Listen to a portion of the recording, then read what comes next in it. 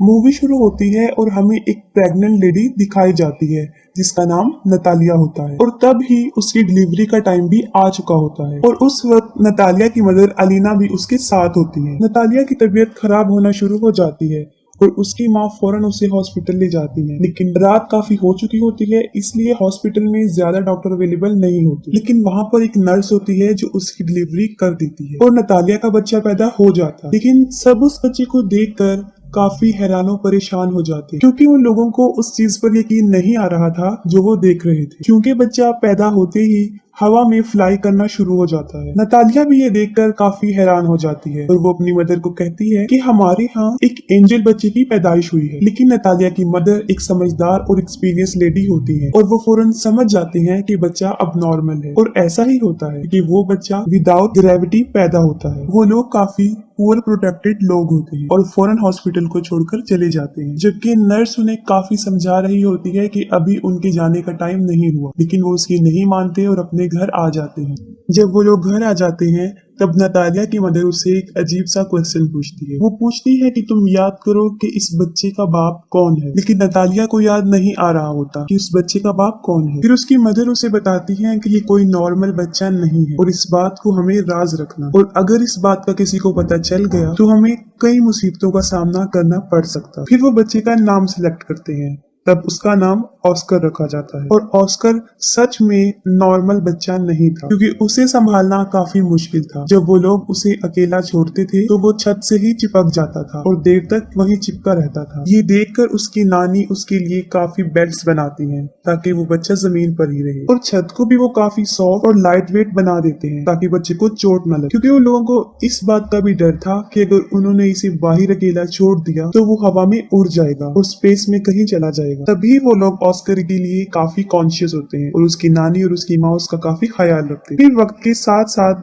Oscar बड़ा होना शुरू हो जाता है, लेकिन वो घर पर ही रहता है क्योंकि उसकी नानी उसे बाहर जाने नहीं देती। घर रहकर वो मोस्टली टीवी पर सुपरमैन के कार्टून्स देखा करता था और वो खुद भी ये इमेजिन करता था कि वो भी एक सुपर हीरो है। फिर ऑस्कर कई दफा अपनी मदर नतालिया से ये पूछता है कि वो लोग उसे बाहर जाने क्यों नहीं देते, लेकिन वो उसकी बात को इग्नोर कर देते हैं। ऑस्कर खिड़की से बाहर कई दफा लोगों को देखता रहता था और अपने जैसे बच्चों को भी जो स्कूल जा रहे होते हैं, और हसरत भरी निगाहों से खेलते हुए बच्चों को देखता था और आजाद जिंदगी को बहुत मिस करता था। वो ये सोचता था कि वो शायद हमेशा के लिए यहाँ कैद में ही रहेगा। फिर एक दिन ऑस्कर घर की इस कैद से तंग आकर खिड़की से बाहर जाने की कोशिश करता है, लेकिन उसकी नानी उसको देख लेती है और वो काफी गुस्से में आ जाती है। ये इंसिडेंट देखने के बाद उसकी नानी सारी विंडोज को सील कर देती है और ऑस्कर को समझाती है कि वो कभी भी इस घर से बाहर नहीं जाएगा, ना उन बच्चों की तरह जो स्कूल जाते हैं, और वो घर पर ही रहकर पढ़े। ये सुनकर ऑस्कर की मदर काफी गुस्से में आ जाती है और कहती है कि कब तक हम इसको इस कैद खाने में रखेंगे, एक ना एक दिन इसने बाहर जाना है। फिर ऑस्कर की मदर उसके लिए एक जैकेट लेकर आती है जिसकी पॉकेट्स में वो 2 पत्थर रखती है ताकि वो उड़ ना सके। वो अपनी मदर की बात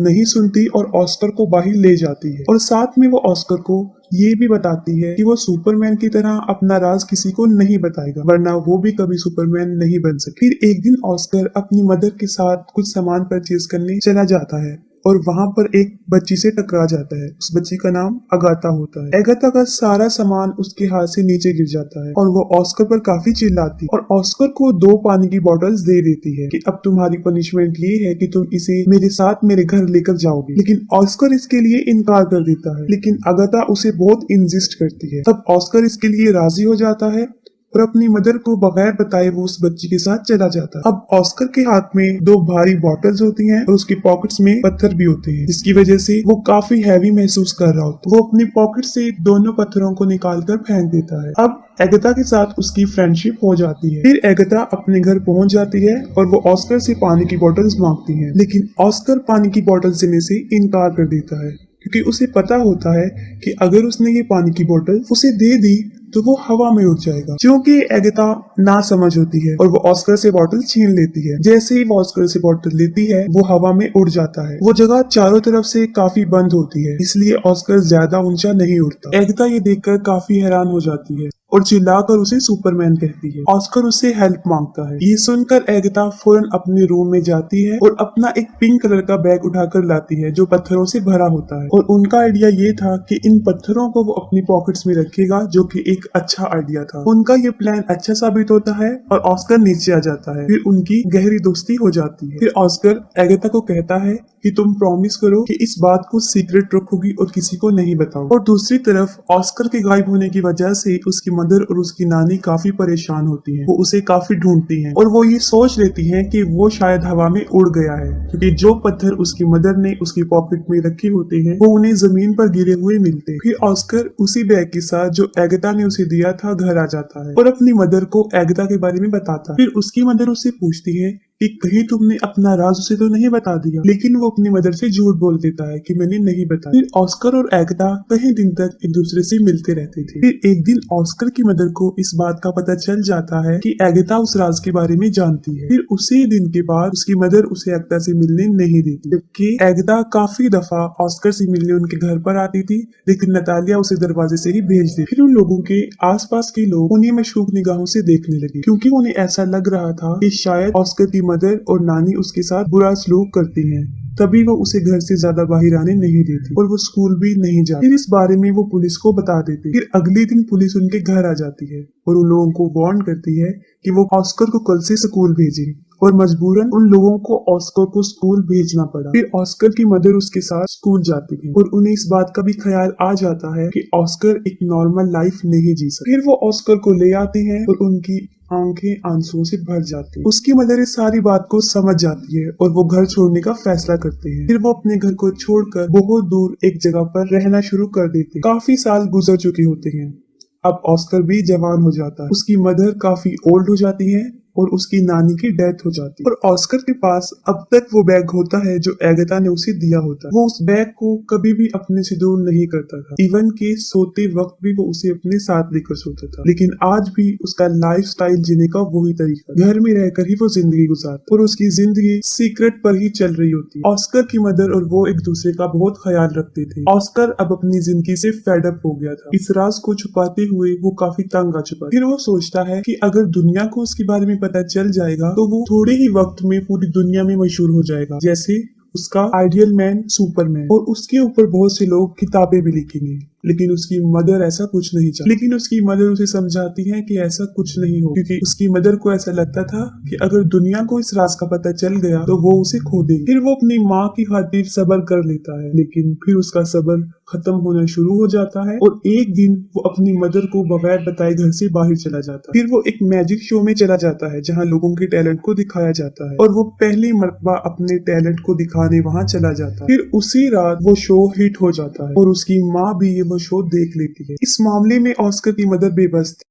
काफी लोग ऑस्कर को टीवी पर देख चुके होते हैं और वो फेमस भी हो चुका होता है। फिर अगले दिन वो एक आदमी जिसका नाम डेविड होता है उससे मिलता है और असल में वो आदमी कंटेंट एजेंट होता है। वो ऑस्कर को कहता है कि मैं तुम्हारी मशहूर होने में मदद कर सकता हूँ, हम बहुत बहुत बड़े शो ऑर्गेनाइज करेंगे जिससे तुम फेमस हो जाओगे। फिर वो ऑस्कर को एक बहुत बड़ा घर दे देता है जहाँ पर वो रह सके और उसे कॉन्ट्रैक्ट पर साइन भी करवाता है, क्योंकि ऑस्कर भी मशहूर होना चाहता था। वो दोनों मिलकर बहुत बहुत बड़े शो में जाकर अपनी परफॉर्मेंस दिखाते हैं और रातों रात ऑस्कर भी एक फेमस पर्सनैलिटी बन जाता है और बाद में ऑस्कर को नाम दिया जाता है द मैन विदाउट ग्रेविटी। वो लोग अपने काम में काफी इंजॉय कर चुके होते हैं और उन्होंने काफी पैसा भी कमा लिया होता है। लेकिन फिर एक दिन ऑस्कर को इस बात का रियलाइज होता है कि जो ड्रीम उसने बचपन में देखा था सुपरमैन बनने का, वो सुपर हीरो नहीं है, बल्कि वो तो एक कठपुतली बन चुका है जिसे लोग अपने एंजॉयमेंट के लिए इस्तेमाल करते हैं। कभी तो लोग उसे फोटोशूट में बुलाते थे और कभी किसी मैजिक शो में। फिर आहिस्ता आहिस्ता उसे ये सब नापसंद होना शुरू हो जाता है। हालांकि उसके ऊपर बहुत सारी बुक्स लिखी जाती हैं, बहुत सारी मैगजीन्स छपते हैं और कुछ ऐसी डॉक्यूमेंट्रीज